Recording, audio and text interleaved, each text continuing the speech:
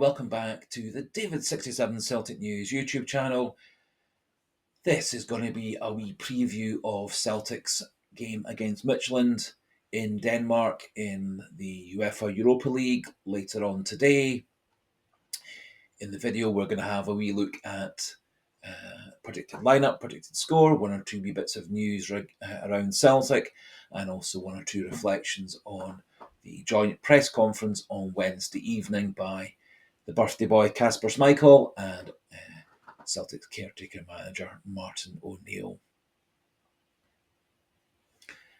As I was saying, Celtic take on Midtjylland later on today. It's a 5:45 kickoff. Game will be live on TNT Sports, and it pits Midtjylland, who are currently lying first in the UEFA Europa League table, against Celtic, who are currently lying 21st in the table.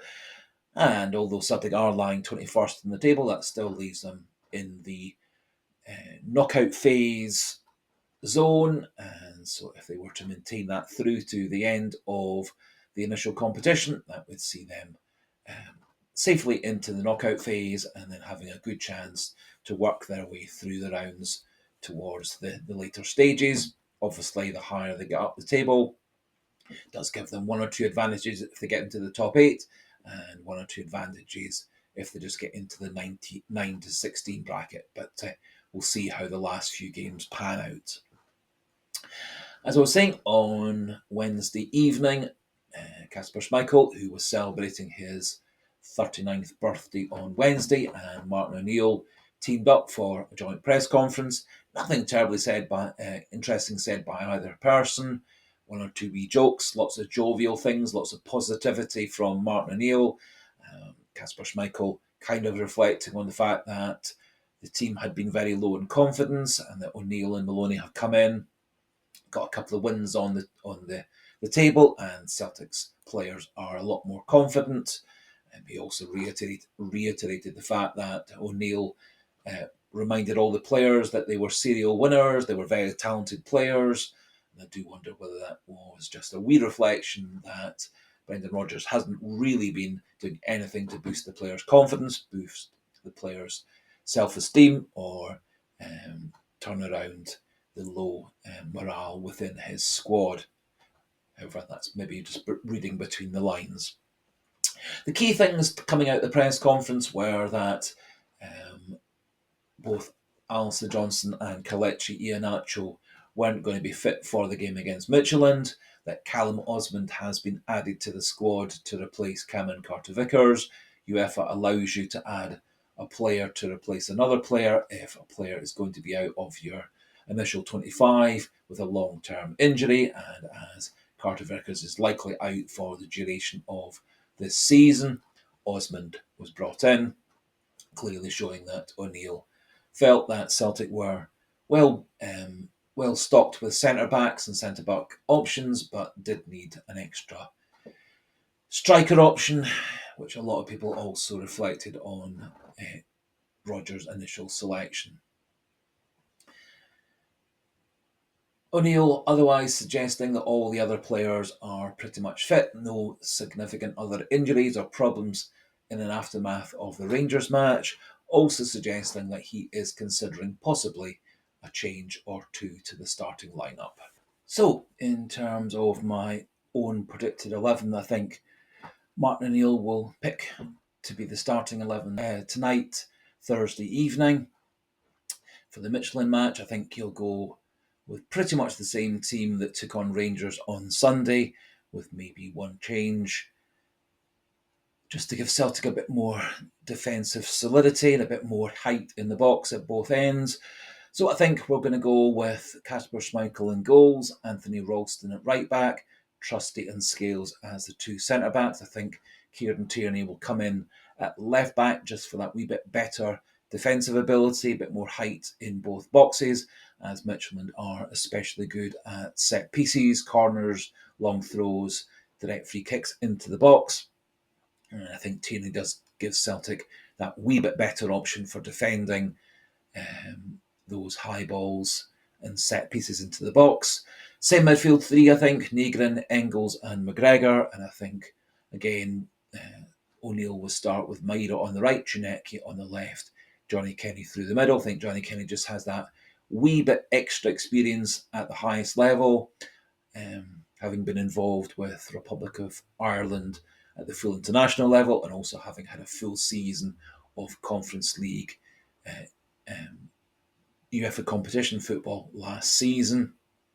That does, however, give Celtic good options off the bench, such as Osmand, Balakwisha, McCowan, Paolo Bernardo, Hatate, and James Forrest, who has seemed to be rejuvenated and a brand new player ever since O'Neill came in, and boosted his confidence and got his ability to attack and dribble and pass and cross back to the way it used to be.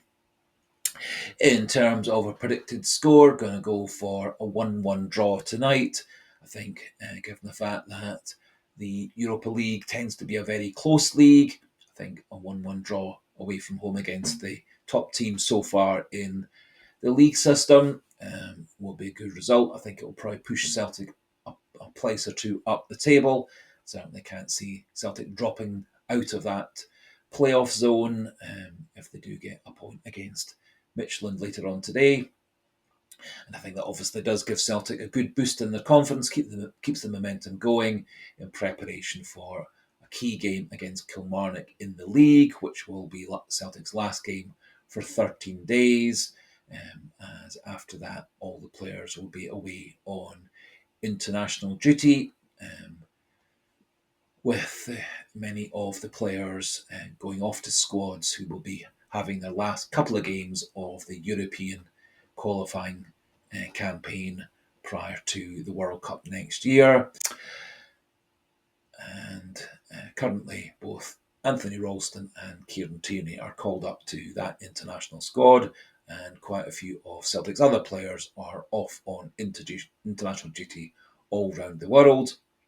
And hopefully all of them can come back fit and healthy and in form, so that we'll have quite a number of important games over the period after that, such as games back-to-back against Hearts, then St Mirren in the Cup final on the 7th and 14th of December.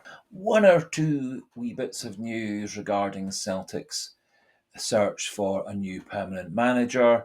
Quite a lot of press speculation suggesting that Celtic might offer a caretaker interim manager offer to O'Neill and Maloney, taking them through to the end of the 25-26 season, so through to the very end of May 2026. Does seem to be quite a lot of momentum increasing for that.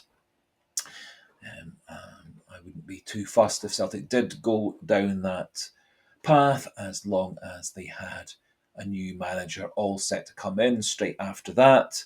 It tied Celtic through the post-season and the early pre-season, and getting the players back from the World Cup tournament in America, Canada, and Mexico.